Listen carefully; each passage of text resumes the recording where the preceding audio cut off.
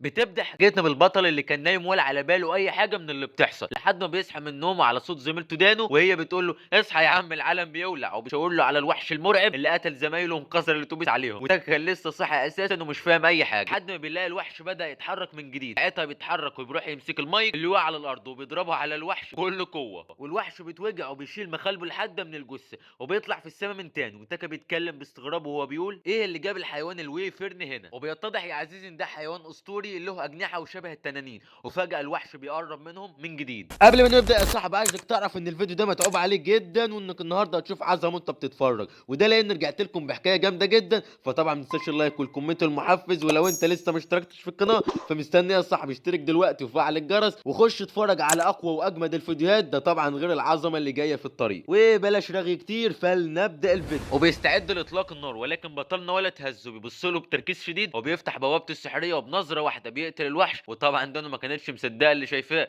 لحد ما لقيته بيطلع تليفونه وبيلعب عليه بكل برود، ولكنه لسه قاتل وحش مرعب من شويه. والبت كانت هتتجنن من البرود، ومش كفايه كان نايم والدنيا خربانه ولا حاسس بحاجه. بعدها بتبدا تحكي له ايه اللي حصل وهو نايم، وبتقول له ان احنا كنا راكبين الاتوبيس ورايحين رحلتنا للمدينه، والجو كان ليل اساسا لحد ما عدينا من نفق غريب، وفجاه لقينا نفسنا في عز الشمس وقتها الاتوبيس بيقف من الصدمه. وبتظهر واحده اسمها الحكيمه شيون، ولما المدرس بيسالها انت مين قامت محركه ايديها كده ومطلعه طاقه سحريه غريبه وقتلته فورا. بعدها بدات تتكلم وبتقول لهم مش عايزه اي اعتراض واسمعوا كلامي للاخر علشان ما تحصلوش الحاج، انا ناوي استفاد منكم كلكم بس ياويلكم من غضبي. وبينما السواق بيبص لها بصدمه كده قامت قتلها هو كمان علشان ما ركزش مع كلامها. وطبعا الطلاب كانوا بيبصوا لها بصدمه وهم مرعوبين من افعالها، لحد ما بتقول لهم انتوا دلوقتي في عالم تاني وانا استدعيكم بنفسي بسبب قوتكم السحريه، واغلبكم هتكون حكماء محتملين. الحاكم ده عندنا زي الملك كده بيتحكم في كل حاجه، بس مش اكيد يعني هعين العدد ده كله، فهختبر شويه واعين احسن ناس منكم. وبعدها بتحرك ايديها كده وبيطلع منها طاقه غريبه جدا، وكل الطلاب بيتحوطوا باضاءه سحريه ما عدا كام واحد كده، وبيكون من ضمنهم دانو اللي ما كانتش فاهم وما كانتش عارفه هي ما نورتش ليه هي كمان، لحد ما الحكيمه بتقول لهم انا ثبت لكم نظام اغنيه القتال فيكم كلكم، والمفروض دلوقتي كل واحد هيظهر له رساله من النظام فيها احصائياته ومهاراته. وطبعا دانو كانت قلقانه وهي بتتكلم مع صاحبتها وبتقول لها انتوا شايفين ايه مالكم مصدومين كده، انا عايز اشوف انا كمان. وقتها صاحبتها بتبدا تحرك ايديها كده وبتقول لها هو في كلام غريب كده ظهر لي، بس اللي عرفته انه من فئه مستحضر ارواح ودي احصائياتي وبان عليا بقيت جحده على الاخر. وبتكمل الحكيمه وبتقول لهم في نظام كل واحد بيكون عنده مهاره مميزه لازم يستغلها كويس عشان يكون حاكم، وفي تحديات وتدريبات كتيره جدا لمده شهر وبعدها بقى هنختار منكم. ساعتها دانو بتقول لهم انا ما ظهرليش اي رساله ولا نورت زيهم، هو انا مشبيش ولا ايه؟ وقتها الحكيمه بتبتسم باستفزاز وبتقول لها باستفزاز ما للاسف انت من الاشخاص الغير متوافقين مع النظام، يعني مالكيش لازمه من الاخر، اخرك هتكوني خدامه هنا او ممكن برضه نقتلك عادي ونخلص منك. بعدها بتتكلم مع الطلاب وبتقول لهم مهمتكم الاولى بدات مدتها ساعه واحده، التفاصيل هتظهر لكم خلال دقايق، وبتسيبهم وتمشي بكل برود ولكنها قتلت كام واحد من شويه. ودانو كانت مرعوبه ومش فاهمه ايه اللي بيحصل ولا حتى عارفه هيحصل لها ايه في العالم ده، لحد ما لقيت صاحبتها بتقرا تفاصيل المهمه الا وهي قتل التنين اللي ظهر من شويه. وكمان ظهر لهم شويه نصائح كده زي انهم لازم يتعاونوا مع بعض ويحطوا خطه مناسبه لانهم لسه مستواهم ضعيف. وقتها في واحد كده من الطلاب اسمه سوجو، وده كان من فئه الجنرال، يعني القائد اللي هيحط لهم الخطط ويظبط لهم الفرق ويعلي الكلام. وقتها بقى بيقول لهم ما قدامناش حل غير ان نسمع كلامها، كل واحد يعرفني مهاراته عشان احط له خطه مناسبه ونقضي على التنين ونخلص اول مهمه. وفعلا الكل بينفذ كلامه وبيكتبوا مهاراتهم على الورق، بس دانو كانت قلقانه وابتدت تبص حواليها وتشوف مين اللي غير متوهج زيها، ولقت كام عيل كده كحيان زي اياكا وكيريو وطبعا الحاج تاكا اللي لسه نايم مش معاهم على الكوكب اصلا. وطبعا العيال كلهم كانوا هيتشلوا منه بسبب كسله الشديد، لدرجه ان دانو بتقول الواد ده على طول نايم كده بيجي ينام في التكييف، نفسي مره اشوفه صاحي. المهم بقى الطلاب بينزلوا من الاتوبيس ما عدا الغير مؤهلين، ودانو كانت بتحاول تصحح عم الغيبوبه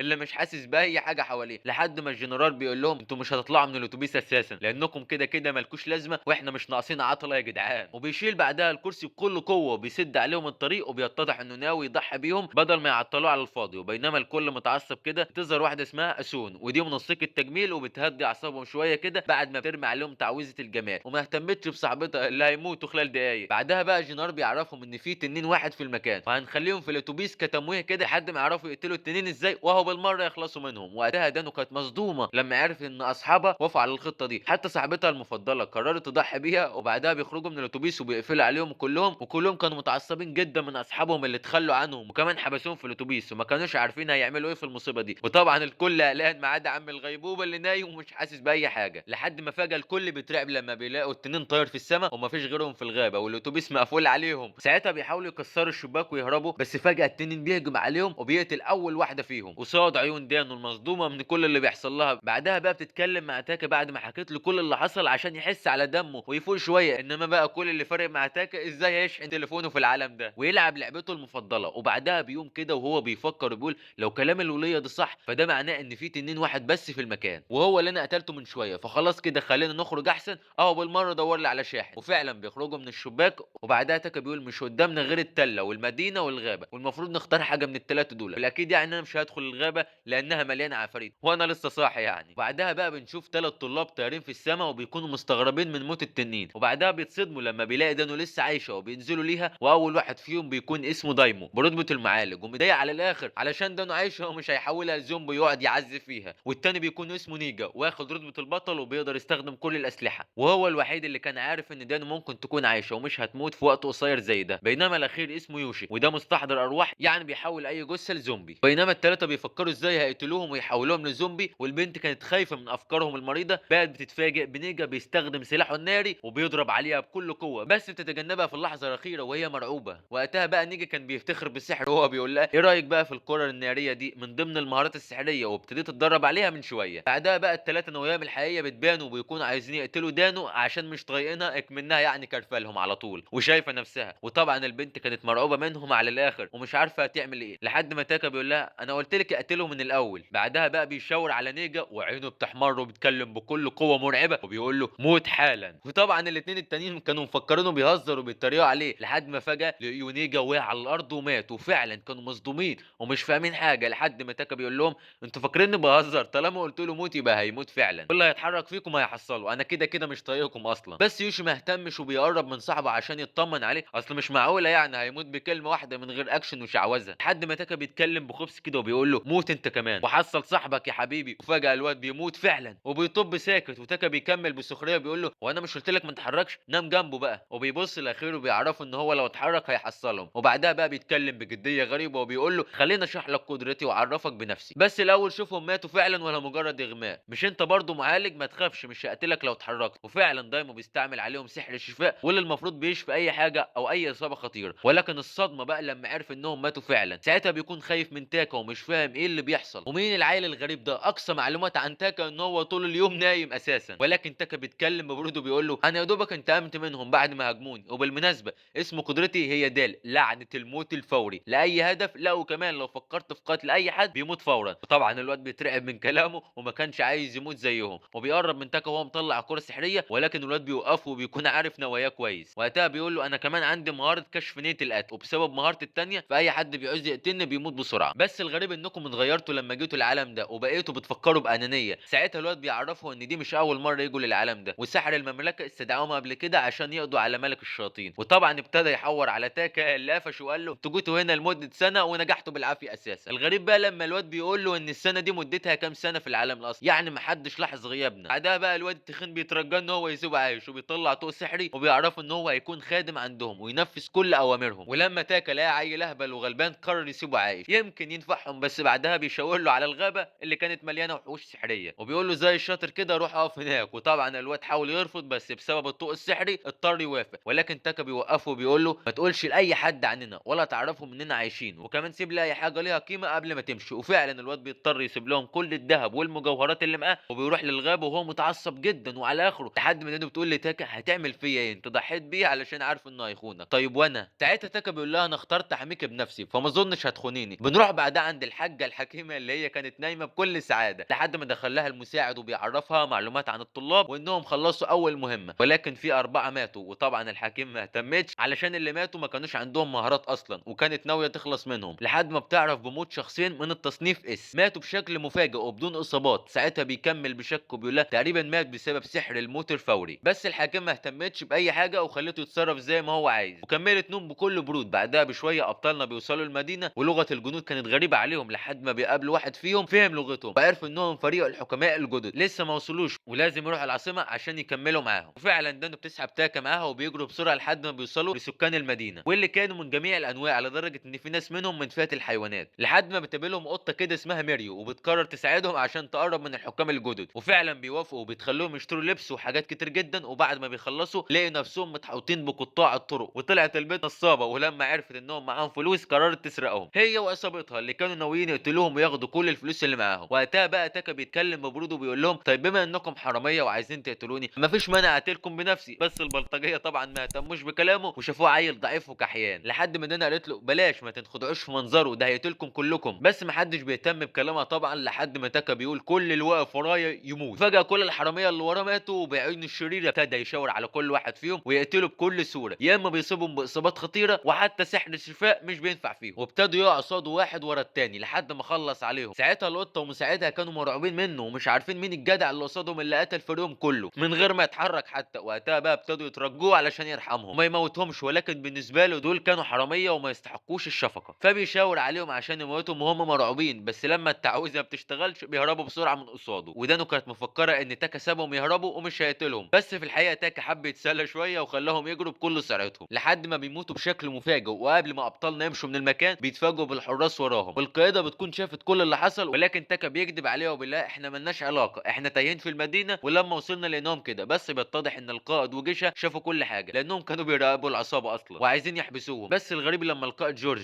وطبعا القائد ده عنده مهاره التقييم، ولما بيستخدم مهاره التقييم بيلاقي الاثنين ما عندهمش اي قوه سحريه اساسا، فبيكون متاكد انهم مستحيل يقتلوا العصابه. وبعد شويه بيوصلوا للفندق وكل واحد بيقعد في اوضته، وبنروح لدانو اللي كانت لسه هترتاح من المشوار بس اتفاجئت بعفريته شبه اختها الكبيره واسمها موكو وزي ملاك حارس كده لدانو. لما حست انها في خطر قررت تظهر علشان تساعدها، بس ما ظهرتش من الاول بسبب خوفها من تاكا، وكمان انها السبب في وقف نظام السحر علشان كده فكروها ضعيف. وطبعا عمل كده من نفسها عشان تحمي دانو من حوارات العالم ده علشان ما تبقاش تحت رحمه شيون. ساعتها دانو بتقول لها يعني الاشخاص اللي النظام ما عرفش يقراهم عندهم ارواح زي كده هم اللي عملوا كده. بس العفريته ما كانتش تعرف، وكل هدفها تحمي البنت دانو عشان عيلتها كبيره جدا وعندهم مهارات قتاليه مرعبه. تاني يوم كده بتطلع لتاكا اللي كان مستنيه لحد ما وصلت مسؤوله الاستقبال واللي بيكون اسمها سيلي، وجابت لهم معلومات عن صحابها المختفين وازاي يوصلوا ليهم، وكمان جهزت لهم خرايط وحاجات كتير جدا، وحتى جهز تاكا جابت له شاحن. ومش بس كده كمان قطعت لهم تذاكر للعاصمه الملكيه، وده طبعا ما كانش ببلاش بسبب الذهب اللي كان مع تاكا. وبعدها بشويه بيقعدوا في القطر اللي رايح العاصمه الملكيه، وطبعا كان معاهم عفريته وقتها بقى تاكا، وبيعرفوا ان اصحابهم بيتمرنوا في الغابه لمده شهر. وفجاه هم بيرغوا كده بيحصل هجوم مفاجئ على القصر. بس خلونا نرجع للقصر وبنعرف ان الجنود جابوا واحد من اللي اتصاب اصابات خطيره من تاكا، ولكن الغريب ان الجدع متجنن على الاخر ومش واعي باي حاجه، حتى لما استخدموا عليه سحر الشفاء ما نفعش، وحتى لما لاين شالت عينه خالص وحطت له عين جديده ما نفعش برضه، وحتى لما اتحولت لمصاص الدماء ومص دماء الراجل وحولته لزومبي فضل برضه مجنون زي ما هو، لحد ما فجاه المكان بيتكسر وبيظهر شخص غريب من فئه الابطال. بنرجع بعدها للقطر وبنعرف ان فيه هجوم من وحش غريب وفي حاليا حاكم بيقتله. الغريب بقى ان الوحش اللي ساعتها الاثنين بيطلعوا يراقبوا الاوضاع، والغريب ان البنت دي نظرتها كانت فظيعه وبتشوف حاجات من بعيد جدا بكل وضوح. وبنشوف بعدها الحاكم اللي بيقتل بكل شراسه وسرعه، والاثنين كانوا مولعين في بعض يا معلم. ساعتها دانو بتقول له بما انك جاحد كده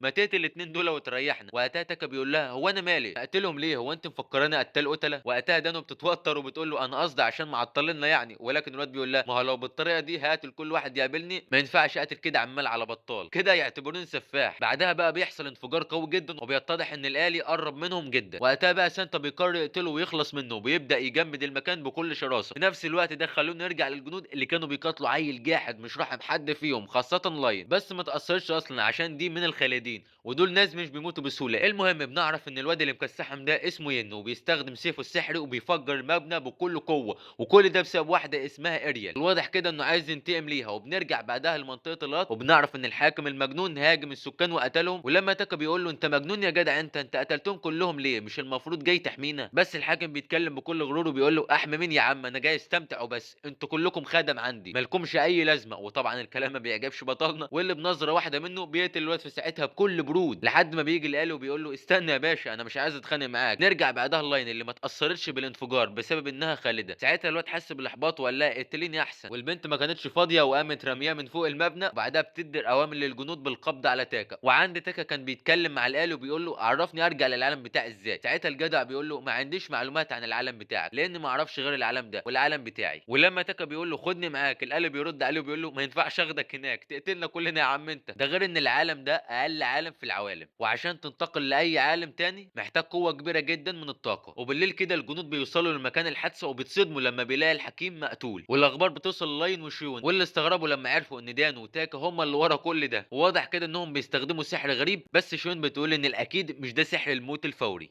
عشان سانتا مش بيتاثر بيه، دي، بس سيبك من العيال دي وركز لي مع الوحش الظلام. ساعتها لاين بتقول لها ما ينفعش نتجاهل الموضوع ده، ان في عيل قدر يقتل الحاكم قوي زي ده اصلا. بس شين بتقول لها مالكيش دعوه بحوارات الحكام دي الا لو هتخلصي لي موضوع الذل، وبتختفي من قصادها. وبعدها لاين بتنادي على مساعدها وبتقول له خد معاك جيش خالد وروح مدينه هانا وهات لي الجدع اللي اسمه تاكا. وطبعا الواد ما صدق وقال لها بس كده يا عيوني. وبعد شويه بنروح لابطالنا اللي وصلوا لمدينه هانا وقابلوا الطالب يوكي، وده بقى عيل جحد كده وعنده جيش بنات كتير جدا، وكل واحده ابتدت تقدم نفسها وما كانوش طايقين دانو ومفكرينها حارسه جديده. وبنعرف كمان ان الواد ده من فئه المسيطر وبيقدر يتحكم في اي حد ويخليه ينفذ اوامره. ولما دانو بتقول له انت بتعمل ايه هنا، مش المفروض تروح تتدرب مع الباقيين في الغابه، ساعتها بيبدا يحكي اللي حصل في اول يوم جم في المدينه وكانوا عاملين حفله كده، وبينما هو قاعد لوحده بيجوا له الطالب اوتو اللي كان في فئه المستشار النفسي وبيدوا له نصايح كده وحلول لمشاكلهم. وقتها بيتكلم معاه وبيقول له انت من فئه المسيطر، عشان كده كلنا رافضين وجودك، فلازم كلنا نكون حكام والا هيطلعوا عننا. فاسهل حاجه ليك انك تشتري خادم وتخليهم يحاربوا مكانك وتكسب انت خبره وفلوس. المهم بقى ان الواد ده كان عايز يوكي ينجح بمهارات. فعلا يوكي نفذ كلامه واشترى خدام كتير وسيطر عليهم. بعدها بيعرض على دانو تكون من الخدام بتوعه، ولما بترفض بيسيبها ويمشي. وبنروح بعدها لمكان تاني عند عفريت الظل اللي كان في مواجهه مع لاين، وبنعرف انها مصاصه دماء خالده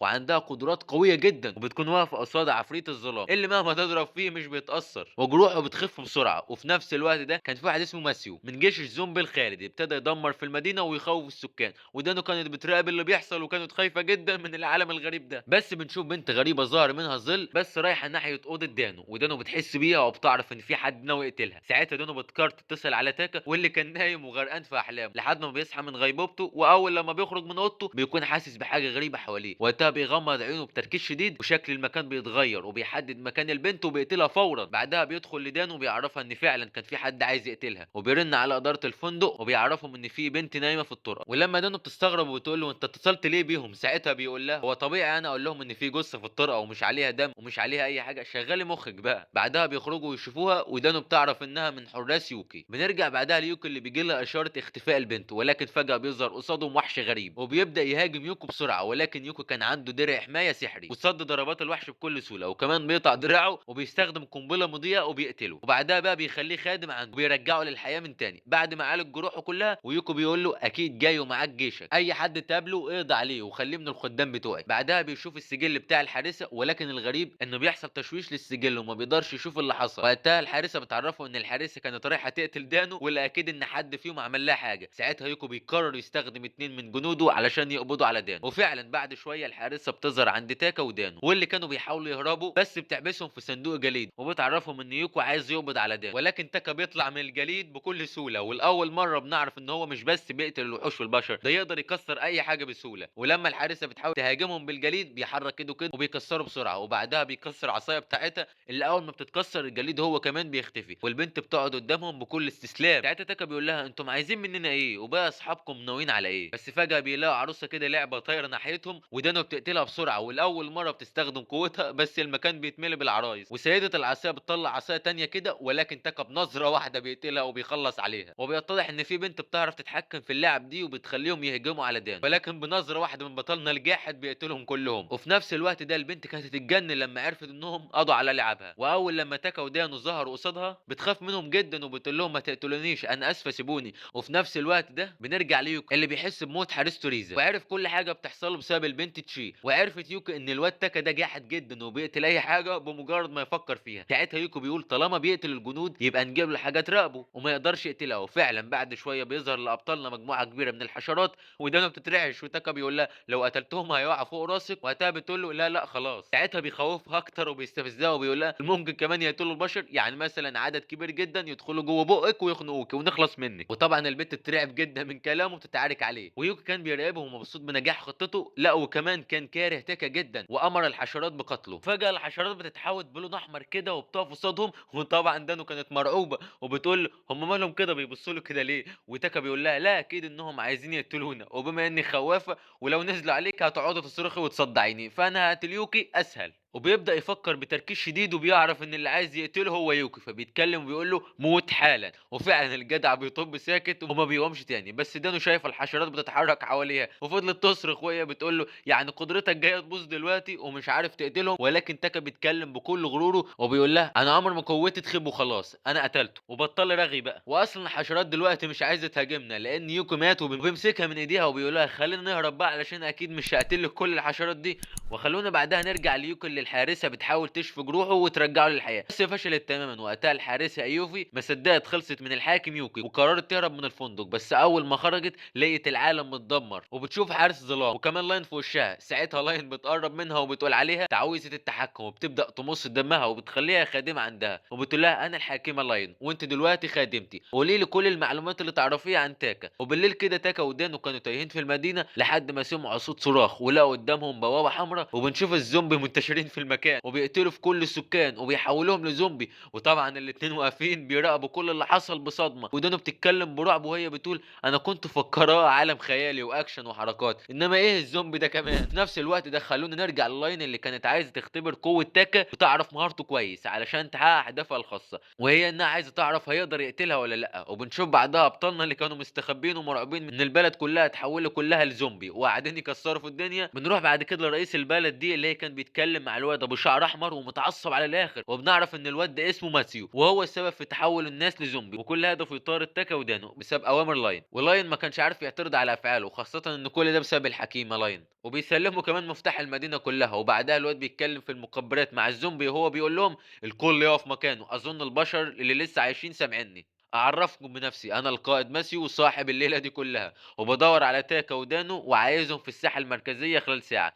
مش مهم بقى ميتين ولا عايشين، بعد ما الساعة تخلص الزومبي هيتحرك ويقتلكم كلكم لو ما جبتوش العيالين دول. وبالمناسبة مش هتعرفوا تهربوا عشان قفلت كل حواجز المدينة. وفعلا يا عزيزي الناس ما بتصدق وبيدوروا على العيال في كل مكان عشان يقتلوهم، وابطالنا ما كانوش عارفين يتصرفوا ولا يهربوا لحد فين، لحد ما بيلاقوا السكان حاصروهم وكلهم ماسكين اسلحة عشان يقتلوهم. واول ما واحد منهم الشيطان وزه وحب يهجم على تاكا قام باصص له بعيونه الجحدة ومكسحه. وقتها بقى لما الناس عرفت انه جاحد بزيادة هربت بسرعة من قصاده. وتاكا كان بيفكر في الحوار اللي بيحصل وبيفكر مع نفسه وهو بيقول ايه اللي يخليهم مش خايفين مني وعايزين يقتلوني كده، هم مفكريني مش هعرف اقتلهم ولا ايه. عامه انا لازم اخلص من الجدع اللي اسمه ماسيو، فخلينا نتحرك ونروح له احسن. وفعلا بعد شويه بيوصلوا لمكان الواد وبيكون مكان مخيف جدا ومليان ارواح شريره. وطبعا بطلنا الجاحد ما هموش الجو ده، انما البنت المسكينه اللي معاه كانت مرعوبه على الاخر. لحد ما اخيرا بيوصلوا للمكان وتاكا بيتكلم ببرود وبيقول له مش انت الجدع اللي اسمك ماسيو، اديني جيت لك بقى بنفسي، يلا بقى يلا ورينا هتعمل ايه. طبعا الواد كان مفكرهم خايفين منه وجايين يسلموا نفسهم وبتاع، بس تاكا قال له نخاف من مين يابا، احنا جايين ناخد منك مفتاح الحاجز عشان نطلع من المدينه دي. وطبعا الواد بيتعصب من بجاحته وكمان ناوي ينفخه النهارده، قام قوم جيش من الزومبي اللي هم ميتين اساسا وبيحركهم من ناحيته. وطبعا كان مفكرهم مش هينفع يموتوا تاني لانهم ماتوا اساسا، بس الواد الجاحد ما تهزش حتى، هو يا دوبك بيقول لهم موتوا وبيقع بسرعه قصاده وبيتكسحوا تماما وبيتحولوا لهياكل عظميه. وطبعا ماسيو كان هيتشل منه ومش مصدق الجيش الخالد اللي ما فيش منه اتنين مات في دقيقتين. وطبعا الاتنين اترعبوا منه خاصه الريس اللي رفع ايده باستسلام وقال له ربنا ما اعرفه يا باشا، ده خاطفني اساسا. انما بقى ماسيو كان هيتجنن ومش فاهم ازاي الزومبي مات. ساعتها تاكا ابتدى يفكر ويقول له والله انا كمان مستغرب لانهم في الاول والاخر اسمهم الموتى الاحياء، بس بما انهم اتحركوا فهم بالنسبه لي عايشين واقدر اقتلهم عادي. ودلوقتي كل جيشك مات هتعمل ايه بقى يا بطل؟ ساعتها ماسيو بيتعصب جدا من كلامه وبيبدا يتحوط بهاله سحريه بتاعته وجسمه ابتدى يتغير لحيوان مرعب. وقبل ما الواد يكمل اللقطه قام الواد الجاحد قتله بكل برود وبيروح ناحيه الريس المرعوب اللي بيقول له انا مش ناوي اذيكم، انا ماليش دعوه بيه اساسا، اهدى على نفسك، انا عملت كده فيه علشان كان ناوي يقتلنا. ساعتها بقى الريس بيعرفوا ان لاين هي اللي عايزه تقتلهم، بس دانو كانت مستغربه حبتين ومفكره ان الحكيمه هي شيون مش لاين. بس الرئيس بيعرفها ان لاين هي المسؤوله عن المدينه دي كلها علشان هي المساعده بتاعته، علشان كده هو المساعد بتاعها وبيحكم المدينه دي.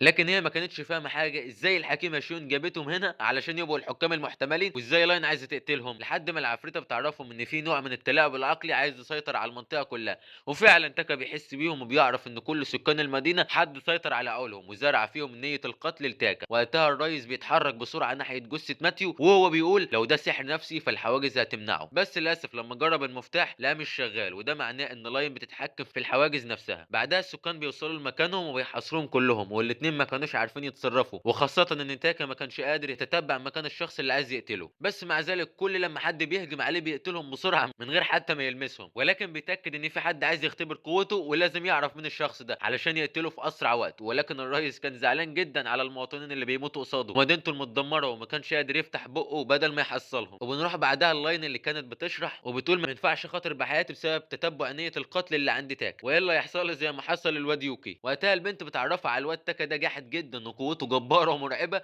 ويمكن كمان اعلى من الحكام والسيافين وحتى الوحوش الاسطوريه، ولازم يسيبوه في حاله بدل ما يقتلهم كلهم. وبتبدا لاين تفكر في خطه مناسبه عشان تقضي على تاكا، او على الاقل تخليه يساعدهم في قتل وحش الظلام. وبتبدا تنسخ نفسها لنسخه تانية، وبتفهم البنت اللي مش فاهمه حاجه من اللي بيحصل، وبتقول لها انا عندي قدره التجدد واقدر انسخ نفسي لكذا نسخه عشان لو حد هاجمني ارجع للحياه من تاني. وبعدها بتزود نسخها لنسخ اكتر، وبتمسح ذكرياتها، وبيكونوا مش فاكرين اي حاجه عن تاكا ودانو ولا حتى عندهم نيه القتل. يعني بالبلدي كده تاكا مش هيعرف يقتلهم ولا يحدد مكانهم. بعدها تتكلم معاها وبتقول لهم شايفين الظلام اللي هناك ده؟ لو حصل له اي حاجه هجموا على المدينه وولعوا فيها. بسبب قوتهم المرعبه تاكا بيحس بيهم وبيعرف ان نيه القتل زادت حواليه. فجاه بيظهر وحش الظلامي اللي اول ما بيلمس اي بيت بيحول له رماد تام وبيدمر كل حاجه تقابله. والعيال ما كانوش عارفين هيعملوا ايه مع الوحش المرعب ده، لكن ملك الاكشن قال لهم هقدر اقتله عادي، ده انا تاكا برضه. طبعا الاتنين ما صدقوا واعتمدوا على مهاراته الغريبه، بس في الحقيقه تاكا حاسس ان لو قتل الوحش ده هيدخل نفسه في مصيبه اكبر بكتير، بس مع ذلك كان مضطر يقتله قبل ما يبهدل المدينه اكتر من كده. وفجاه بيركز شويه يوجه ايده ناحيه الوحش وبيأمره بالموت، وفجاه الوحش بيبدا يتحلل بسرعه شديده ومرعبه، وقبل ما يموت بيظهر صواريخ حمراء وسريعه جدا بتهجم على المدينه بكل شراسه وبتدمر كل حاجه وبتقتل الناس كلهم.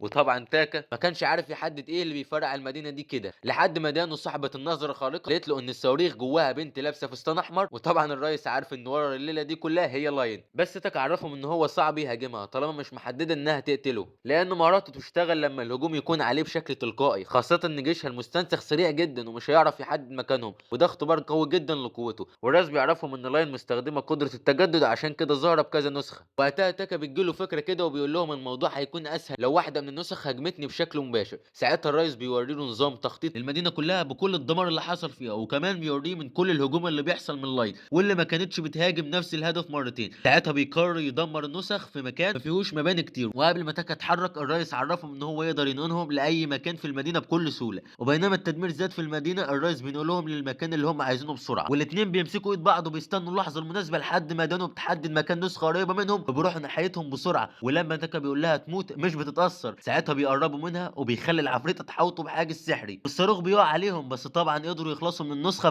بعدها بقى العفريته بتعرفوا ان الحاجز ده من اداه غريبه كده سرقتها من الواد يوكي، وده جهاز بيتحول لاي سلاح او درع انت عايزه. بعدها بقى بنشوف كل النسخ ماتوا هم كمان لانهم مترابطين ببعض، يعني لو واحده منهم بس ماتت الكل هيموت زيها. طبعا لاين كانت هتتجنن ومش فاهمه ازاي ارواحهم الخالده ماتوا بالشكل ده. وفجاه تاكا بيقدر يحدد مكانها وبيموتها هي كمان فورا، بس في الاول كده بتحس ان جسمها اتجمد ومش قادره تتحرك. ساعتها بتتكلم بصدمه وهي بتقول ازاي قدر يقتل جسمي اللي موجود في مكان تاني اساسا، وبتقع من التله وهي بتقول مش مهم، المهم اني اقدر انقذها. وفجاه جسمها بيتحلل وبنشوف بنت تانية صغيره وبتفتح عيونها والشموع اللي في اوضتها بتبدا تشتغل، وبتطلع من التابوت اللي في الاوضه والبنت بتتكلم باستغراب وتقول انا ليه حساني مصاص الدماء. وفجاه بتلاقي جوهره في ايديها، وبعدها على طول بتظهر لاين على هيئه ظل، وبتتضح ان ده فيديو مصور. وبتتكلم لاين وبتقول لها معنى انك شفت الفيديو ده ان خطتي نجحت وانا مت وانت رجعت الحياه. اول حاجه لازم تعرفيها انني نفس الشخص، انا صنعتك بنفسي بس ما عندكيش اي ذكريات، وده انا عاملاه مخصوص عشان تتجنبي هجمات تاكا، خلي بالك وابعد عنه. والبنت بتردد اسمه بتركيز شديد. بنرجع بقى لابطالنا اللي الريس اداهم عربيه كبيره ينتقلوا بيها لاي مكان ويكملوا رحلتهم للغابه. وعلى ذكر الغابه بيظهر فيها وحوش ضخمه جدا والطلاب بيتعاملوا معاها بكل قوه ومهاره،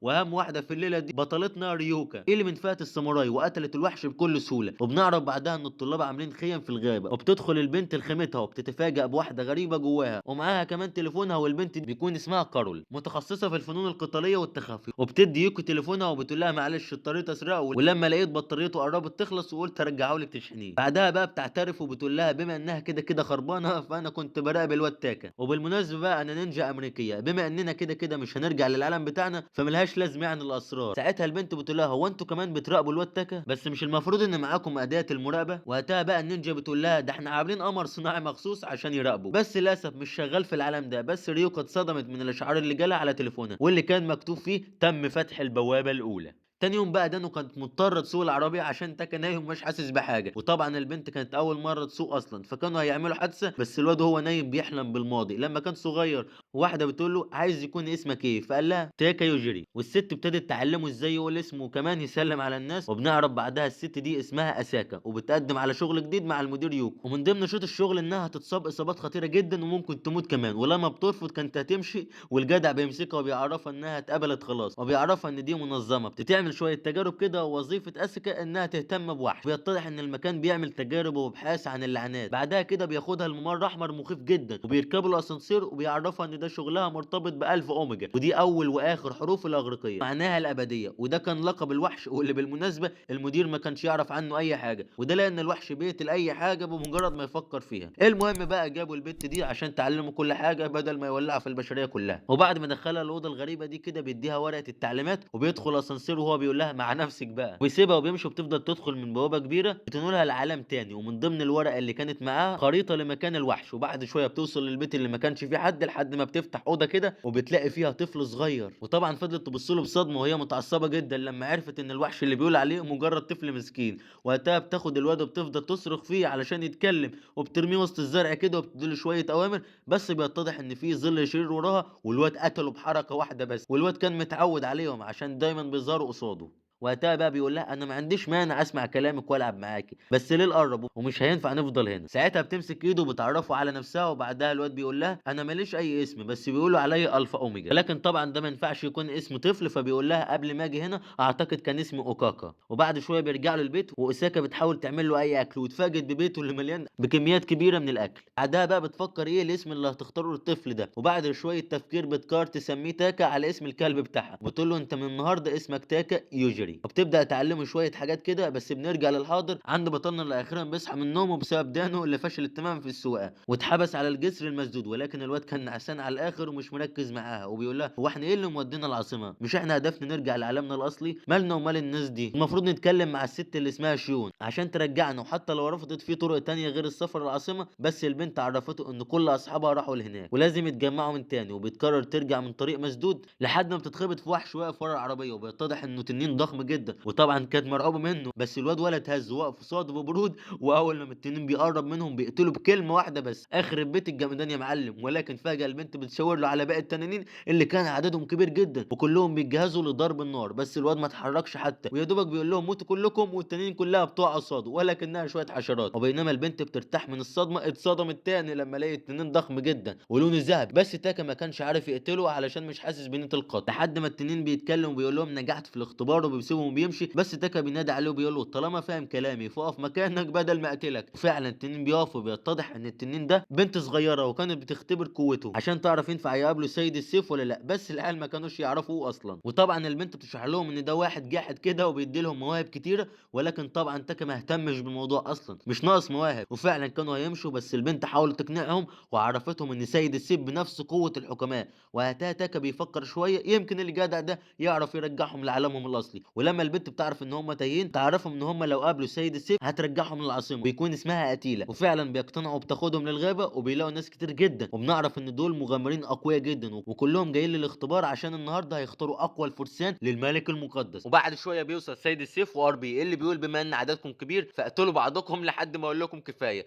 ولو عددكم ما قلش للنص خلال 10 دقايق هطردكم كلكم. ساعتها تاكا بيقول له انا عايز اطرد ينفع امشي بقى؟ فالراجل بيقول له لا لو حد فيكم هرب الكل هيطرد برضه. وبعدها بقى المسابقه بتبدا والكل بيتقاتل بكل شراسه، وفي جثث بتقع على البت دانو اللي بتبعد عنها بكل برود، وهي بتقول اكيد مش بعد كل اللي حصل ده هخاف من ده. المهم بقى الاتنين واقفين ومش بيشاركوا في المعركه اللي بتحصل لحد ما في شويه فرسان بتيجي تهجم عليهم، وقبل ما الواد يقتلهم بيلاقي جدع كده زي الفارس واقف قصادهم عشان يحميهم، ما يعرفش ان الواد تاكا ده بكلمه واحده بس يقدر يقتلهم كلهم، بس مع ذلك الفارس بيقتلهم برضه وبيكمل مع الباقيين وبيقول لهم انتوا مش عارفين نوايا سيد السيف ده عايز يعلمكم تكونوا فرسان للملك. بس الواد تاكا بيلاحظ شويه اشرار نيه القتل واضحه فيهم جدا فبيقتلهم كلهم، وبعد شويه نص المتدربين ماتوا لحد ما بيلاقوا جثه مقطوعه بتقرب من دانو وبيقول لها هات الحجر بسرعه، والبت كانت مرعوبه منه بس بيقول لها هات الحجر ده بسرعه وحطيه في ايدي، وفعلا بتديهوله وبيقول حجر الاعتذار، وفجاه بيتحول باضاءه سحريه وبيرجع لطبيعته بعد ما اغلب الفرسان ماتوا. القائد بيوقف القتال وبيقول لهم يجوا وراه، وطبعا تاكا كان هيرفض بس البت فضلت تترجاه عشان وافق واضطر يوافق على كلامها. وبينما هم ماشيين مع العيال الجديده الفارس بيعرفهم ان اسمه ريك، والواد اللي كان متقطع اسمه لاينل. المهم بقى تاكا قرر يسالهم عن الملك بدل ما هو زي الاطرش في الزفه كده، وريك بيعرفوا ان الملك هو اللي حارب الشياطين من 1000 سنه، بس حاليا رجاله الشياطين بيحاولوا يرجعوا له الحياه من تاني. بعدها بقى دانو بتسال عن الحجر الملون، فالواد بيعرف ان دي شويه احجار واخدها كاعتذار، بس عندها مهارات سحريه زي قدره الشفاء، وبيعرفها انه على طول منحوس وبيقع في مصايب، واخر مره كان في عصابه ناويين يقتلوه بس ظهرت ساحره واديته الحجر ده، وبيتكلم بعدها وبيقول لهم بس طلع نظامها غريب شويه، عشان حجر منهم بيساوي 3 احجار عاديه وال10 منهم ب 30 حجر. بعدها بيرمي 3 احجار كده وبيتحولوا لحجر عادي، وبيقدر كمان يحولهم لاي سلاح. ولما دانو بتلاحظ ان احجاره قربت تخلص يعرفها ان كل يوم بياخد احجار جديده على حسب المصيبه اللي حصلت له. بعد شويه بيوصلوا الحاجز السحري، ولما بيدخلوا هناك بيكون في برج عالي جدا، وبقى المتدربين هناك بس العفريته بتعرفهم ان في ريحه سم قويه جدا، وفعلا لاينر بيتاثر بيها.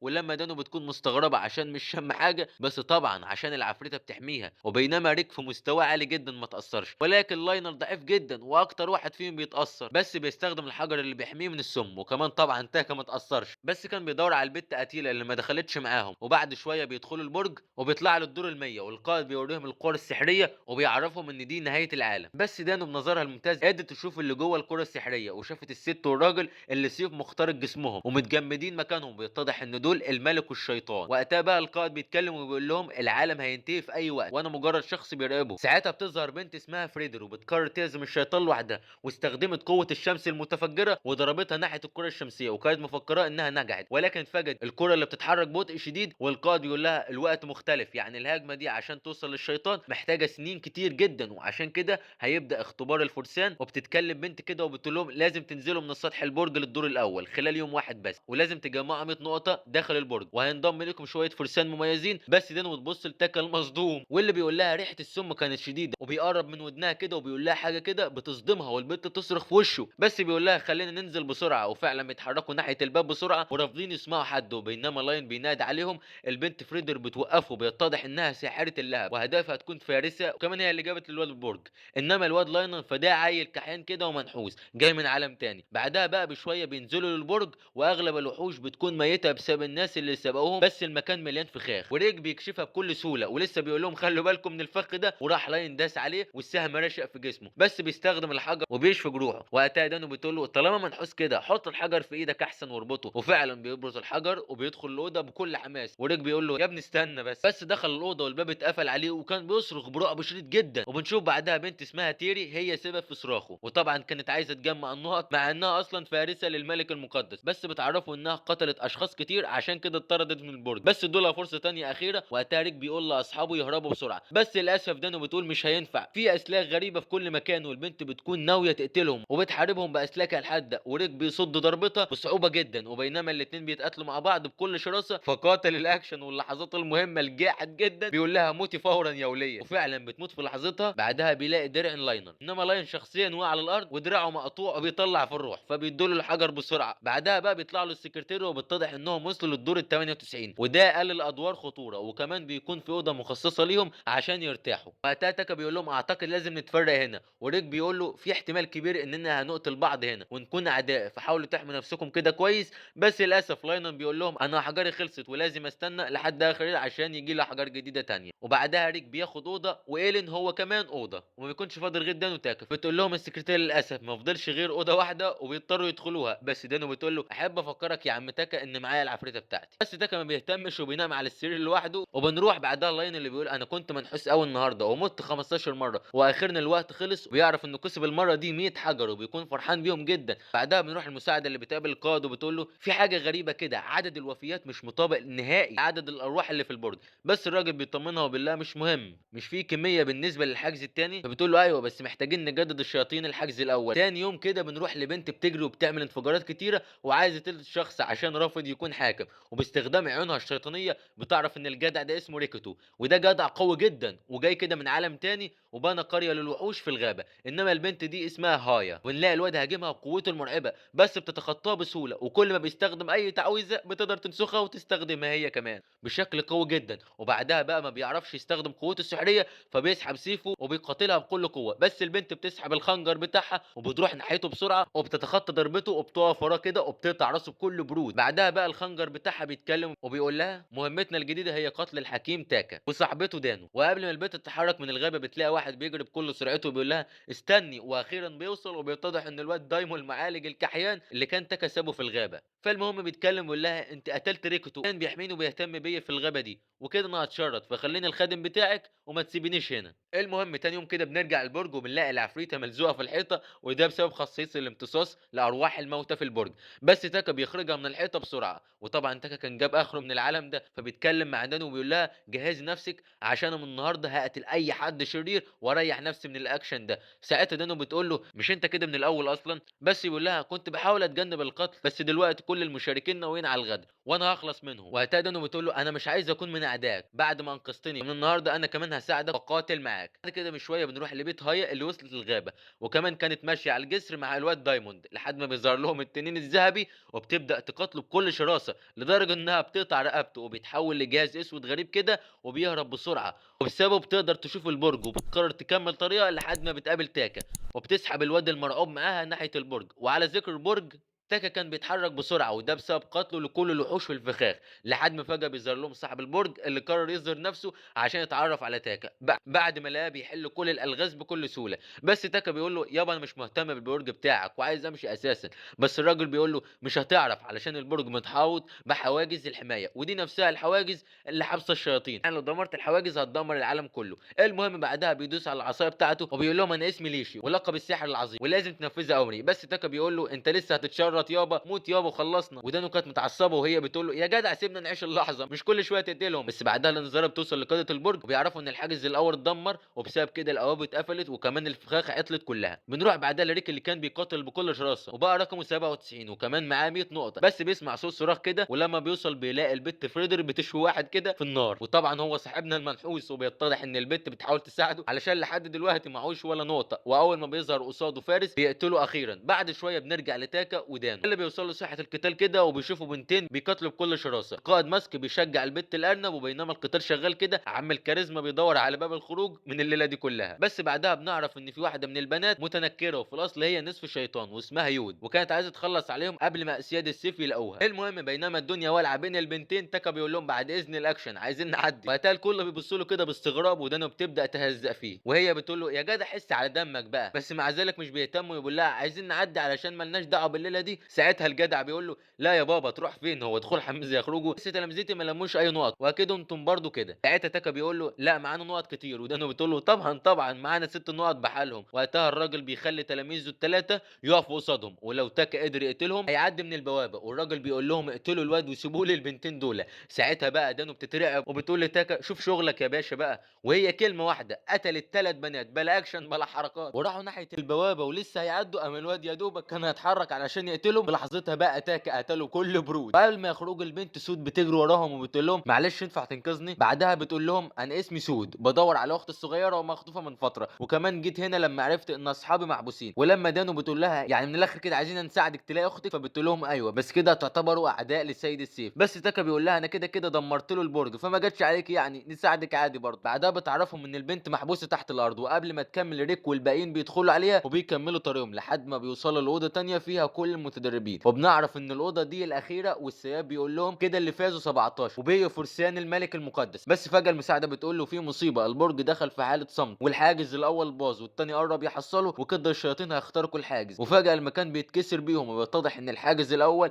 اتشال تماما، ويا دوبك الحاجز التاني بيحاول يصمد لاطول فتره. وفجاه بيظهر شخص غريب وله اجنحه، والسياف بيسحب سيفه وهو بيقول دي مهمتك الاولى، وبما انكم فرسان الملك لو ما هزمتوش الواد ده البشريه كلها هتموت. بس تاكا ما اهتمش وخد البنت عشان ينزلوا تحت الارض، وطبعا ما كانش عايز يقتل الشيطان عشان سيد السيف ما يشكش فيه، والافضل يهربوا بسرعه. وفعلا بيجروا بكل سرعتهم، ولاين هو كمان بيقول لاصحابه خلينا نهرب احسن، بس الاتنين بيرفضوا الهروب وبيقرروا يحاربوه. وفجاه الجدع الغريب بينزل قصادهم وبيقول لهم عرفوني ازاي ادمر الحاجه ومش هقتلكم. بس سيد السيف بيقول له مالكش عندنا حاجه، مش كفايه دمرت البرج. وفجاه الواد يا دوبك بيحرك ايده وبيقتل اول فارس وبيقول لهم انا هقتلكم واحد واحد، قولوا اللي تعرفوه احسن. وفعلا بيبدا يقتل فيهم واحد واحد من غير ما يتحرك حد. وقتها بقى فريدر فريدر بتتعصب وبتستخدم قوتها الناريه وبتهاجمه بكل شراسه، ولكن الواد بيصد ضربه بكل سهوله. وفجاه بيظهر عيل تاني جنبه وبيقول لهم انا ليو وده اورجان. وقتها فريدر بتتعصب تبدا تهجم، بس الواد ليو بيروح لها وبيمسك العصايه وبيتكلم باستخفاف كده وبيقول لها ما تتعبيش نفسك علشان مش هتعرفي تقتليني. وفجاه بيحول العصايه السحريه لعصايه عاديه جدا وبيقول لها حولتها لك للشوكولاته، اركني بقى وسيب القتال للرجاله. وقتها ريك بيتعصب ويهاجمه بالسيف، بس الواد بيتخطى ضربته بكل برود. بس الاتنين بيكملوا قتال، بينما لاينال بيعتني بالبت المصدومه لحد ما بتظهر له رساله من النظام، وبيستخدم كل الاحجار اللي معاه لحد ما بتظهر الملكه اللي ادت له الاحجار. والواد كان مفكرها تحميه وبتاع، بس طلعت مع الشيطان اساسا. بعد كده بنكمل مع تاكا وفريقه اللي بينزلوا من على السلالم الغريبه كده وبيحسوا بطاقه مرعبه، بس مع ذلك بيكملوا طريقهم لحد ما بيدخلوا الاوضه. وسود بتدخل بسرعه بس بتصدم لما بتلاقي اصحابها، وتاكا بيمنع دانو من دخول الاوضه بعد ما شاف المنظر المرعب ده. وبيتضح ان اصحابها ماشيين في انابيب غريبه وبيتعذبوا بابشع الطرق. وطبعا البنت كانت حزينه جدا من الوضع ده، ولكن اطمنت لما ما لقيتش اختها معاهم. ساعتها بتسحب سيفها وبتقتلهم كلهم عشان ترحمهم من العذاب، بعد ما اصحاب البرج حبسوهم وخدوا كل قوتهم السحريه. وسادو قررت تقتل سيد السيف وتنتقم منه، وبنطلع بعدها للسطح والوضع بيكون خربان بسبب لاينر بعد ما استدعى مرأة الشيطان. وقتها سيد الشياطين بيدي كل قوته لريك وبيخليه سيد السيف مكانه. ولاين قرر يكسب وقت وبيفضل يرغم على الوليه عشان يوقف الهجوم بشكل مؤكد، وبيعرف ان كل هدفها تطلع عجزه من الحجز. لا وكمان بعتت ناس كتير للبرج عشان يعرفوا الاوضاع، بس كلهم ماتوا بسبب سيد السيف. عشان كده ساعدت لاينن يطلع البرج. وطبعا الواد كان مصدوم من النحس اللي ملازمه دايما، بس بعدها المساعد بيقول لها ان الحاجز ضعيف جدا جدا ويقدروا يبداوا شغلهم. بس المرأة بتطلع مرايه كده وبنعرف ان كل الناس اللي قتلهم تاكا هم اللي كانوا بيحموا البرج، وانها ما عرفتش تقتلهم ابدا. وبعدها بتدخل ايديها الحاجز وبتطلع جوهره الحاجز. الاول لما تكسر الحاجز هيتشال تماما، وفعلا بتكسر الحاجز بكل عنف والحاجز بيتكسر تماما لحد ما بيختفي وبيتحرك الملك. انما الشيطان بيقع في البحر والكل بيكون مصدوم، وبيتضح ان الملك المقدس هي بنت اصلا بس كانت مصدومه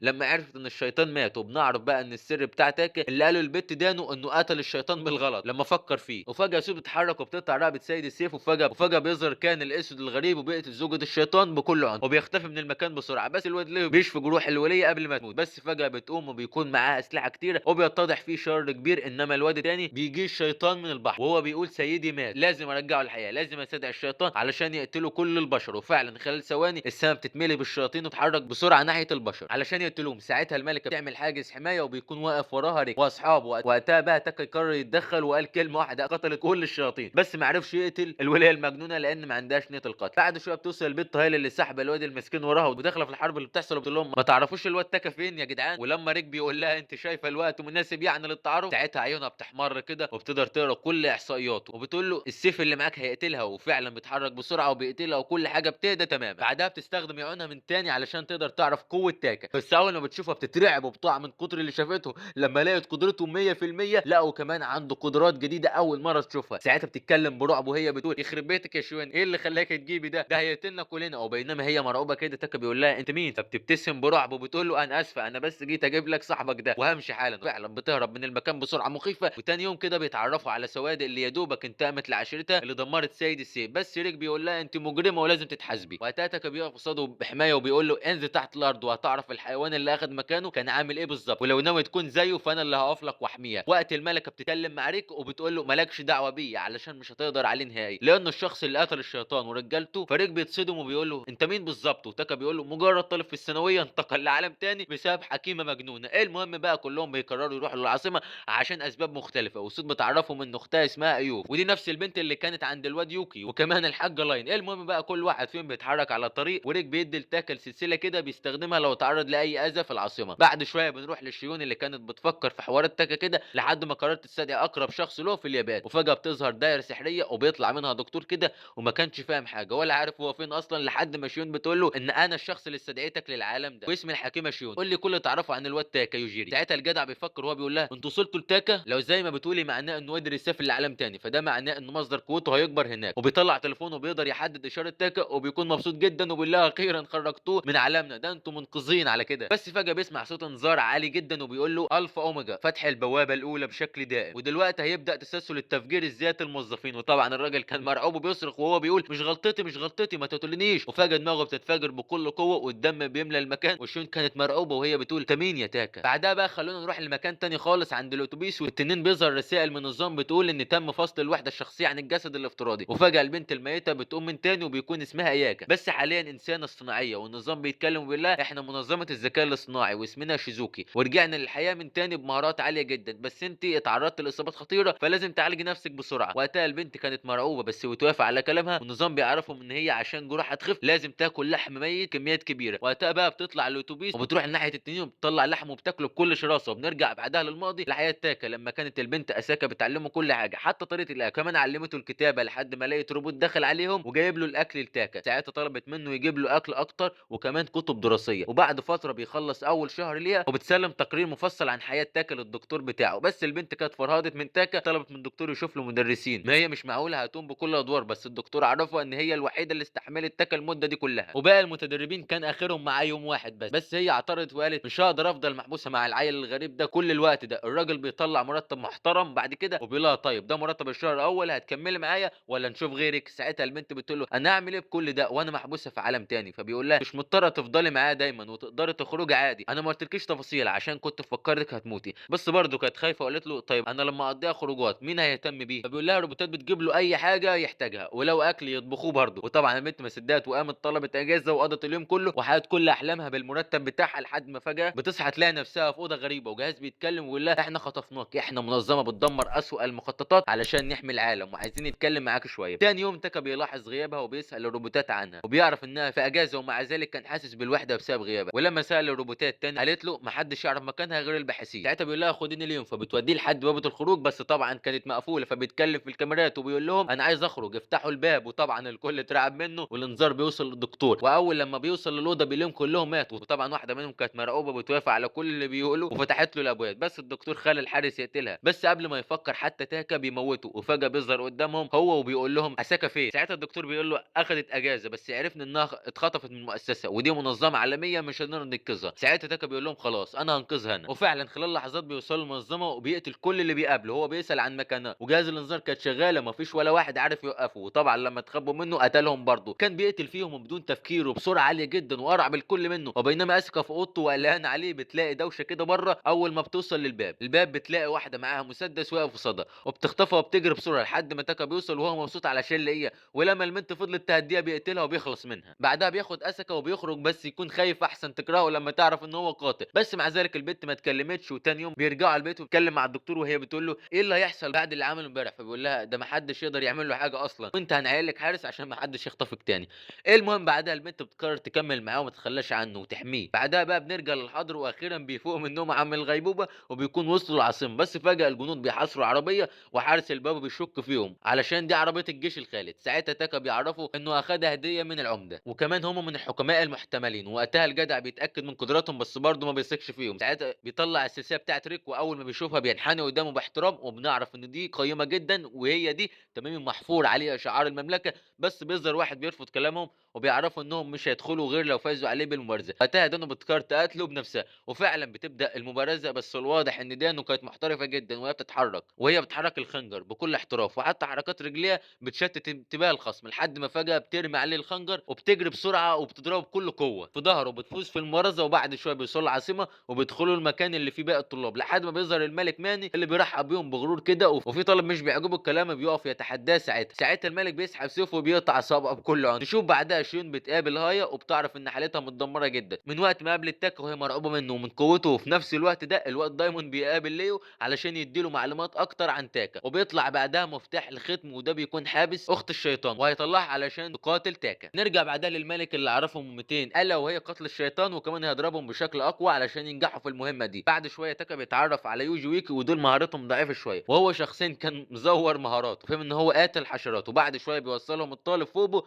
وده عنده نفس قدره تاكا وبيقتل هدف بشكل فوري. بعدها بيدخل وبيتكلم معاه عن شخص اسمه اوكاكا ودي في نفس فئه تاكا وبيتضح ان الواد فوبو مطلوب منه يفضل مع تاكا وبيحميه بس مع ذلك ما كانش بيقدر يقرب منه ولا حتى يبص له. بعدها بيخلع عينه بكل قوه وبيعرفهم ان دي عيون الصناعيه معموله لرصد الخوارق بس باظت اول ما وصلوا. بعد شويه بيوصلوا البنتين ومعاهم دانو والبنت ريكو بتعتذر له وبتحاول تقنع صاحبتها عشان البوابه الاولى تتفتح وده معناه ان تاكا يقدر يقتل اي حد في اي مكان وبدون اي شروط اللي كانت في الاول. بس مع ذلك البنت قررت تعرف انها من المؤسسه وريوك من مركز الابحاث وفوق كان معاهم وكلهم كانوا جايين عشان يراقبوا تاكا. وبتعرفوا ان في بنت معاهم اسمها اكينو بتستخدم قدره العهد علشان تمنع اصحابها من استعمال مواهبهم. وبعدها بقى تاكا بيقرر يضمهم لفريق ويتعاون معاهم عشان يرجعوا عالمهم الاصلي. بعد شويه البنات لبسهم بيتغير على حسب قدرتهم وبنعرف ان قدره دانو هي صناعه الاسلحه والدروع. وبعدها بقى بيوصل روك للمكان وبيرحب وبيرحب بيهم، انما عند الشباب فالحارس ديفو بيكون مسؤول عنهم وقدرته اضعاف المهاره، والكل بينزل الكهف كده وبيبداوا يقاتلوا الوحوش، وبنعرف ان ريك امير المملكه دي. المهم بقى الكل بيتقاتل حتى دانو اللي مهاراتها اخيرا ظهرت، بينما تاكا ما كانش عايز يكشف نفسه فقرر يستخدم السيف وبيقتل بيه الوحش بكل مهاره، والكل بيتفاجئ بيه. بنرجع بعد كل ده لدايمون وليو اللي كان بيتنكر في اي بنت علشان ما حدش يعرفه، وكل هدفهم يلاقوا اخت الشيطان. بعدها بيدخل مطعم كده وبيكون زحمه جدا، فبيعرف ان الحكام المحتملين وصلوا للطابق الخامس في كل يوم. بعد كده دايمون بيخاف لما بيلاقي اصحابه في المكان، ولكن بيستخدم حجاب الادراك، بينما الثلاث ولاد عاديين لقوا اياكا طبت عليهم كده وبدات تضرب ولد اسمه اوشيو بكل قوه شرسه، والواد ما كانش قادر عليهم لحد ما مات في ايدها. ساعتها بتقول لهم النهارده هاتوا الواحد كل يوم منكم لحد انتقامه ما يخلص. وبعد ما الكل هرب من المكان بتدخل شينو وبترحب بدايمون وبتقول له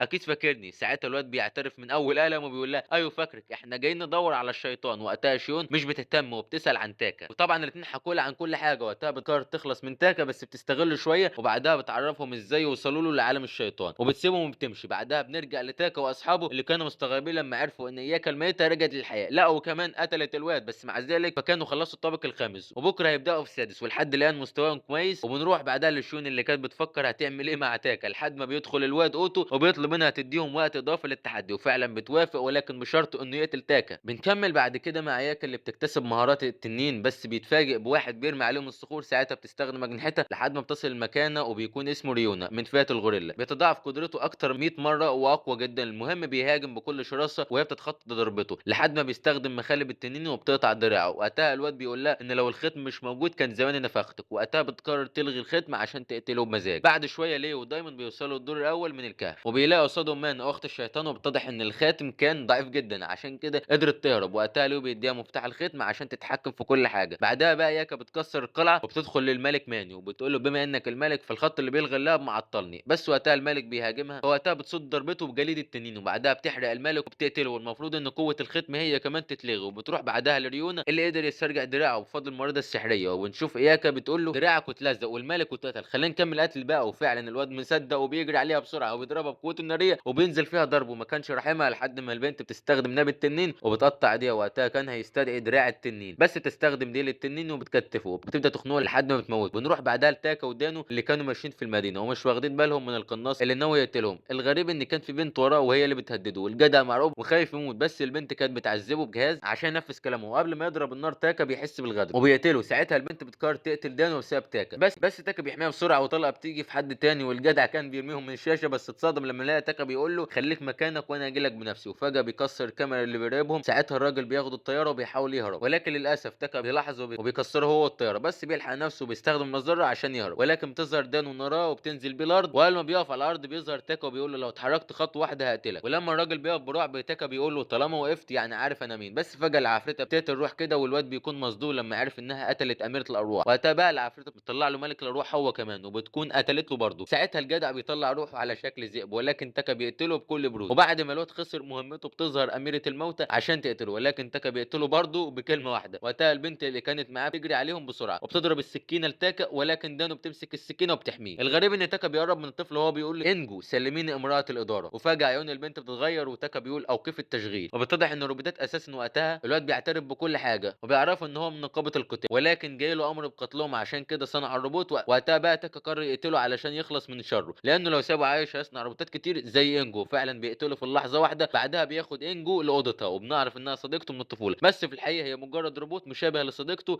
واتعملت مخصوص لقتله. بعدها بنرجع لاياكا اللي كان بتقاتل شخص جديد، بس المره دي هو اللي قطع دراعها وبيكون اسمه يوجي من فئه الطباخين، ولكن في الحقيقه بيعرف يستخدم السكينه كويس. ساعتها اياكا بتقاتل بكل شراسه ولكن بيتخطى ضربتها وبيعمل من نفسه نسخ كتير جدا، ولكن اياكا بتستخدم نار التنين وبتحرقهم بكل قوه. وبعدها بشويه بنشوف البنت اكينو صاحبه مهاره العهد اللي بتعرف كل الطلاب بموت 8 اشخاص، بس اياكا وده بسبب انه اغلب الابطال الاقوياء راحوا لعالم الشياطين. بتعرفوا كمان ان اياكا بتهاجم كل شخص لوحده علشان كده بتقدر تقتلهم، وعشان كده طلب منهم يسيبوا البلد بسرعه ويروحوا لعالم الشياطين. تاني يوم تاكا ودانو كمان وديفيد بيروحوا للطابق السادس في العالم الشياطين عشان يهزموا الشيطان اللي هناك. بعدها كل الطلاب كانوا في مواجهه عدد كبير من الشياطين والوحوش ولازم يقتلوهم عشان يعرفوا يهربوا. وقتها كلهم بيتحدوا وبيقتلوا في الوحوش بشكل سريع جدا، وكل واحد فيهم كان بيستخدم مهاراته عشان يقتل اكبر عدد. وبالليل كده كانوا بيكونوا جهزوا القلعه من كل حاجه وقعدوا فيها كلهم ما عدا تاكا اللي خرج وقعد في الغابه لوحده، وده طبعا عشان هو وحيد ومنطوي وما عندوش صحاب. وبينما هو بيلعب كده بيلاقي ديفيد بيتحرك بشكل غريب، وقتها بيمشي وراه وبيلاقي بيرمي نفسه من جبل فبيمسكه بسرعه، ولكن فجاه الارض بتتكسر بيهم. وبنرجع للطلبه وبنلاقي شيون انضمت ليهم عليهم وتقول لهم مش هينفع الحدود ده معايا، وكمان كلكم بقيتوا اصحاب وده مش هدف، عشان كده دلوقتي هتقتلوا بعض لحد ما يفضل شخص واحد هيكون الحاكم. ولكن فجأة بتوصل رسالة بفتح البوابة التانية لألفا أوميجا، وبنرجع لتاكا اللي الصخور اتكسرت بيه ووقع من البوابة تانية، انما شيون فعرفتهم ان الاختبار مدته ساعة، واللي مش هيقتل حد خلال الساعة دي هيموت، وكمان اللي هيهرب هيموت. وقتها بقى فوبو بيقول لها على كده لو قتلناك هنفوز، فبتقول له ايوه لو قتلتني هتفوز في الاختبار، والاختبار كمان هيقع بس ما اظنش هتعرف تقتلني. وقتها بيفضل يستخدم قوته ومهارته ومش بتأثر فيها نهائي لحد ما بتحرك صباعها وبتقطع راسه تماما. وقتها الطلبة بيهربوا بسرعة من المكان، وبنشوف دانو اللي لسه في دور اتاك لحد ما اصحابها قالوا لها في مصيبة. بنشوف بعدها اتاك قدر ينقذ ديفيد ويطلع من البوابة. بعدها بنروح لسيو اللي هاجمت على العربيات الحرامية خاطفين الشياطين وقتلهم هناك، وهناك قابلت اختها، وبنعرف بعدها ان ريلز اتصاحبت على يوفي اللي قدرت تحميها من الشر، وتعرفهم كمان انها عايزه تقابل تاكا. بنرجع بعد كده لتاكا اللي وصل للدور التاسع في عالم الشياطين، واتصل على دان واطمن عليها. بعدها لقى دايموند بيجري من وحش غريب جدا كده، بس كالعاده تاكا قتله بكلمه واحده. بعدها بيخلي دايموند يساعده عشان وصل للطابق السادس من جديد. بنرجع بعدها لباقي الطلاب، وبنشوف بنت اسمها كيوكو عندها مهاره الاسلحه، وبتوجه الاسلحه ناحيه السقف عشان تقتل يوكي. والواد كان بيقرا كل اللي بيحصل من كتب غريبه كده وعارف كل حاجه. وبنشوف دان اللي متخبيه فوق الشجره وهي خايفه من الطلاب اللي اتجننوا على الاخر وبدا يقاتلوا ببعض. وفي نفس الوقت تاكا بيوصل الاسانسير اللي هياخده للدور السادس، انها بقى طالب يوكي، فكان الكتاب بيوصف له كل حاجه شايفها، زي انه لما يفتح الباب هيلاقي تاكا ودايموند. ساعتها بيقرر يقتلهم، ولكن الغريب ان الكتاب بيرفض يقتل تاكا، وبيكون سامع صوت تاكا وهو بيقول له موت موت. ساعتها بيقطع الورقه بعصبيه، بس الباب بيتفتح وبيظهر تاكا اللي بيقتله من غير رغي كتير. بعدها بيتصل مع دانو اللي كانت مش بترد لحد ما بتظهر لهم رساله بتحدي شيون، وطبعا تاكا مصدق عشان يقابل شيون بنفسه. وبعدها كده بنروح لبنت اسمها مي، ودي بتقدر تدمر اي وحش بكل سهوله. وبينما هي نايمه، واحد كده من اصحابها اسمها ريما بيقدر يتحكم في الاساس والهياكل وبيرمي عليها السر، وبيكون فاكر انه قتلها لحد ما فجاه بتظهر قصاده وبتكون مستغربه من صديقهم ابوكا، وده بيقدر ينتقل من مكان للتاني بسهوله. اللي يزعل لما عرف انها عايش وحاول يهاجمها وبيرمي عليها لا، بس هي مش بتاثر، وبتعرفوا انها مش بتاثر باي هجوم، وبتتحرك ناحيته بكل هبل كده وبتقوم ضربها بقوه ضعيفه جدا بس كانت كافيه لتدميره. وبتعرفوا انها قبل ما تنتقل للعالم ده ظهروا صدى قطط غريبه بيتقاتلوا بقوه سحريه، وبالغلط كده قتلوها ورجعوها الحياه من تاني بعد ما ادوها قواهم كاعتذار ليها يعني. بعدها بتستخدم الشعاع وبتقتل الواد المسكين لحد ما بيجي لها رساله بانضمام دايموند للاختبار، فبتقرر تقتله هو كمان، وبتظهر قصادهم وبتحاول تهجم على تاكا اللي بيصد ضرباتها بكل قوه. ومن قوه الضربه القطه البيضاء اللي واخده قوتها بتموت. ساعتها القط الاسود بيديها كل قوته عشان تقتلهم، ولكن طبعا تاكا قتله بكل سهوله، وبكده بقت شخصيه عاديه جدا. فبتبعد عنهم ونروح لايوكي وكياكا اللي كانوا مولعين في بعض ومدمرين الدنيا على الاخر، والاثنين كانوا بنفس القوه. بنرجع بعدها لدانو اللي قررت تنزل من الشجره، واول ما نزلت لقيت نفسها متحوطه بالارواح، بس بيكون سبب صاحبتها ميكو اللي كانت بتفهمها انها ضعيفه واخرها تعد كويس، ولكنها في الحقيقه مستحضره الروح، وكمان بيكون عندها ملك حارس واللي كانت اميره واسمها تيانو. وقتها بقى دانو قالت لهم ما انا معايا ملاك برضه واسمها موك بس مش شكل اميره خالص. وبينما دانو بتتنمر على العفريته بتاعتها، البت ميكو عرفتها ان تيانو اخرها بتعد بس، وعشان كده بتسحب روح موكو وبتخليها بتاعتها، وبتبدا تهاجم دانو اللي كانت بتتخطى ضربتها بصعوبه وهي مصدومه من قوتها المرعبه. وبتكلم العفريته بغرور كده وبتقول لها بما انك عيله ضعيفه فياخد اللبس اللي عملتيه بنفسي. وفعلا بتلغي الدرع، بس تاكا بيدخل في الوقت المناسب ويلبسها بدلته. ولكن خلونا نروح لمجموعه تانية من الطلاب، وبنشوف سوجو عامل مجموعه كبيره جدا كده علشان يساعدوا بعض ويقتلوا اكينو. وبينما الكل بيستعد بيتفاجئوا بظهور اشخاص غريبه حواليهم، واول لما بيتلموا على حد اكينو تفجرهم، وفجاه بيتلموا على سوجو وبيفجروه هو كمان. وبعدها بقى بيظهر نفس الماده الغريبه اللي ظهرت لدايموند، تبدا تبلعهم واحد واحد. وبنعرف ان دي تبع مانت اخت الشيطان اللي قررت تبلع كل البشر عشان ترجعه الحياه. وقتها بقى اوتو بيظهر على الحياه وبيطلع له جناحات وبيطير في السماء وبيتخلق انا اصحابه. بنرجع بعدها لميكو اللي كانت مرعوبه من تاكا لحد ما اتحوطت بخيال احمر كده، والصوت شرير بيقول لها انت عايزه كنت مستحضر ارواح الحقيقيه يبقى تخلصي من خوفك علشان تاخديها. وفعلا بتطرد موكو من جسمها وبتحس بقوه كبيره بتدخل لجسمها وتتحول لشخصيه شريره متحكم فيها ملك الارواح. بس قاطع الاكشن والمغامرات قتلها بكلمه واحده بس. وقتها كل حاجه بترجع لطبيعتها، وكمان دان هدومها بترجع لها، وتاكا بيقرروا يهربوا من المكان عشان يستفزوا شيون وتظهر لهم من بعدها. بعدها بنشوف اياك اللي كانت بتقاتل بكل شراسه، وكيكو فقدت اعصابها وابتدت تدور على اي سلاح وهي تصرخ بغضب لحد ما صنعت سلاح غريب. بعدها بنرجع لتاكا اللي تجمع باقي اصحابه يفكروه هيعملوا ايه، بس فجاه السما بيكون لونها احمر وبيحصل انفجار مرعب في المكان، وحتى اوتو اللي كان في السما بيتاثر بالانفجار اللي حصل. وبتتضح بعدها ان اياكا ماتت تاني، والنظام عشان يرجعها الحياه عرفها انها تتحول للتنين ومش بتهتم وبترجع للحياه من تاني. بعدها بتعمل جيش كبير من نسخ البشريه وبيكون كل هدفها قتل البشر، وتبدا تدور على الطلاب لحد ما بتلاقي الخمسه وبتخلي جيشها يقتلوهم. ولكن طبعا تاكا اول ما بيحس بنيه القتل قتلهم كلهم، والنظام فورا بيتعرف على الف اوميجا. وطبعا اياكا ما كانتش فاهمه حاجه، بيعرفها انه مشروع جيل المستقبل اللي مبني على موت البشر بسبب الف اوميجا، وعشان يتم مهمتهم لعبوا في ادراكه بعد ما اكتسبوا قوته. عارف يحدد مكانهم فلازم التنين يهرب، ولكن ياكا بترفض وبتقرب من تاكا عشان تقتله، وقبل ما تضرب عليه نار بيقتلها بكل سهوله. بعدها بيكملوا طريقهم وبيكون العاصمه كلها متدمره لحد ما يشوم تظهر لهم، وقبل ما تقعد ترغي وتهددهم تاكا بيكسر رجليها وبيقول لها مش عايز رغي كتير، جاوب على اسئلتي وبس. ولما بتحاول تستخدم ايديها بيكسر صوابعها وبيقول لها ما قلنا اسمع الكلام بدل ما اقتلك، انا ما فيش حاجه تنفع فيا، فلا احسن تعرفيني هرجع العالم بتاعي ازاي. وقبل ما تسكت بيكمل تكسير في صوابعها وبيقول لها لو ما جاوبتيش عليا هتتشلي وهكسرك. وقتها الوليه بتترعب منه وبتختفي من قصاده وبتظهر في اسرها وبتخلع دراعها وبتبني غيره، بس برضه بيكون مكسور لحد ما فجاه بتحس انها اتكسحت خالص واغلب جسمها اتكسر، لحد ما بيدخل حارس يو وبيتصدم من اللي حصل لها لحد ما هو كمان بيصرخ بالالم وجسمه بيتكسر. ساعتها بتظهر بسرعه ارتكا عشان يبطل جنان. وقتها بيقول لها ايوه كده شاطره، انا يا دوبك عايزك تجاوب على اسئلتي بس والا هزيك انت وجيشك كله. قولي لي بقى هنرجع ازاي؟ ولما تقول له مفيش رجوع فبيقول لها الواد جه هنا ورجع عادي، فعرفت له ان ده حصل لما كان في ترابط بين العالمين والعالم الاصلي، ولكن دلوقتي الترابط اتكسر وعلشان كده تاكا قوته زادت. وقتها بيطلب من الاحداثيات والمعلومات عن العالم وبعدها بيقول له مش لو استخدمت الاحداثيات والطاقه كبيره جدا هقدر ارجع. وقتها بتدي له حجر الحكماء وبتقول له ده هيساعدك بس لازم يكون معاك كذا واحد منهم. وقتها بياخد الحجر وبيسيبها وبيمشي، ولما بتحاول تتحرك بتتفاجئ بالماده الحمراء اللي بتهاجمها. وقتها قررت تستخدم الانتقال الذاتي بس لقيت النظام متعطل ورجليها متكتفه بسبب مانا. ساعتها شيرين بتقطع رجليها وبتطير للسما، ولكن فجاه بتقع في الماده الحمراء وبتكون مرعوبه منها لحد ما الماده ابتدت تبلعها، وقبل ما تموت بتقول لها في شخص اسمه تاكا ده الوحيد اللي هيقدر يقتلك، وبتموت. وبعدها بنشوف كده الروبوت اللي ابتدوا يدمروا المدينه وبيفجروا كل حاجه تقابلهم لحد ما الماده بتبلعهم، وكل واحد بتكون سيطرته على العالم كله وبتنفجر بشكل كبير كل مكان. وابطالنا بيوصلوا لواحد مجنون كده مبسوط برجوع مانا، وقبل ما يرغي معاهم ملك الاكشن بيقتله بكلمه كالعاده. بعد كده بقى المانا بتنتشر في كل مكان وبتكسر كل الحواجز لحد ما بتبلع كل واحد تقابله، وبتوصل لبطلنا وبتكون على شكلها الاصلي وهي بتقول لهم مين فيكم تاكا. ساعتها ضامن مسكه بسرعه وبيقول له هو ده. وقتها بتظهر بجسمها الضخم وهي بتقول له انت اللي قتلت اخويا وعشان كده هقتلك، بس تنهاش تكمل اساسا وقتلها بكلمه واحده بكل برود. يا معلم ده جامد. وبعدها بيستخدم طياره صغيره كده وبيسافروا بيها، ولكن ده هي كانت بتتحول لوليه ليها جناحات وتاكا بيتعلق فيها وبيسافروا مع بعض. بعد ما وصلوا لمكان تاني ما كانوش عارفين هيعملوا ايه لان تاكا معاها حجر واحد بس، لحد ما بتوصل عربيه الاختين وبتنزل منها ريزلي وبتديله الحجر علشان انقذ العالم. كده هيقدر يسافر هو ودانه لعالمهم. انما بقى الملكه كانت مصدومه من تدمير المكان بسبب مانا، ولما عرفت ان تاكا هو اللي انقذ الكل وقتل كل الوحوش قررت تقابله علشان تعرف هو مين بالظبط. انما بقى الواد دايموند فده قرر يفضل في العالم ده ويعمل جيش خاص بيه. وبكده بيخلص الموسم الاول يا رجاله من حكايتنا. لو عجبتك الحكايه ما تنساش تفجر اللايكات وشير واشتراكات كده وبس كده. سلام.